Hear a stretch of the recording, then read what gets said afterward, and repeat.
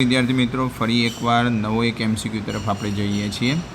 એમસીક્યુની અંદર આપણને 2Fe O2 4H+ gives 2Fe2+ અને 2 મોલ ઓફ H2 આપેલો છે. એનો પોટેન્શિયલ આપેલો છે 1.67. મિત્રો પહેલી વસ્તુ તો આ પ્રક્રિયા જે આપેલી છે એ પ્રક્રિયા પ્રમાણે આપણે કામગીરી કરી લઈએ અને જ્યાં Fe2+ આપણને 10⁻³ મોલર દબાણ આપણને આપેલું છે 0.1, એની pH પણ આપેલી છે 3, તો ફોર્સ પોટેન્શિયલ કેટલો થશે?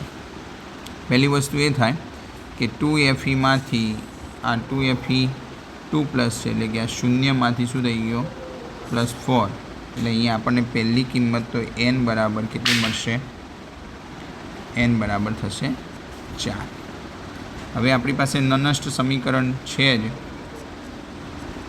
E સેલ બરાબર E0 સેલ, અહીંયા દબાણ આપેલું છે એટલે આપણે ક્યુ ફેક્ટર યુઝ કરીશું ડિવાઈડ બાય n log શું વાપરશું? ક્યુ. હવે ક્યુ શોધવો હોય તો ક્યુ માટે આપણે શું લગાવીએ છીએ? નિપજોની સાંદ્રતા ભાગ્યા પ્રક્રિયકોની સાંદ્રતા. ઓકે, હવે અહીંયા આપણે જોઈએ તો નિપજ તરીકે કોણ છે? તો 2Fe2+, તો Fe2+ એની સાંદ્રતા ઉપર શું થશે? આગળ 2 છે એ ક્યાં ચડી જશે? ઉપર, ભાગ્યા H+ ની સાંદ્રતા એના ઉપર આવી જશે 4, ગુણ્યા દબાણ આપેલું છે તો P(O2). ઓકે, ચલો ક્યુની કિંમત આપણે મૂકી દઈએ. Fe2+ 10⁻³ આપેલો છે, એનો વર્ગ, H+ 10⁻pH પણ આપેલી છે ની 4 ગુણ્યા પીની દબાણ આપેલું છે આપણને 0.1. ઓકે, સાદરૂપ આપીએ આપણે 3 × 2 = 6, -6, 3 × 4 = 12, 12 ઉપર જાય 0.1 છે એટલે 1/10, 10 ઉપરની તરફ જતા રહેશે એટલે એવરેજ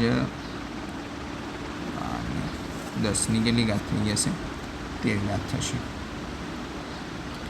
હવે આ જ કિંમત આપણે સમીકરણમાં મૂકી દઈએ તો E સેલ બરાબર કેટલો આપેલો છે પોટેન્શિયલ? 1.67 -0.059 ભાગ્યા કેટલા? 4 log કેટલા લખીશું આપણે? 10ની 13 ઘાત. ઓકે, ચલો કેલ્ક્યુલેટરની મદદથી આપણે ફટાફટ કરી લઈએ.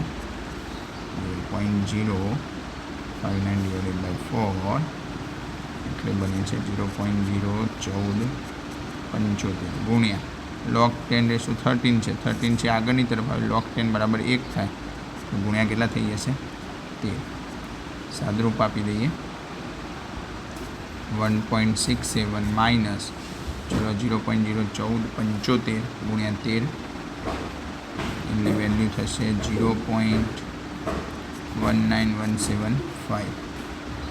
ઓકે, એટલે એવરેજ આપણો પોટેન્શિયલ બને છે 57-58. ઓકે, તો આપણો જવાબ 1.57. Thank you so much.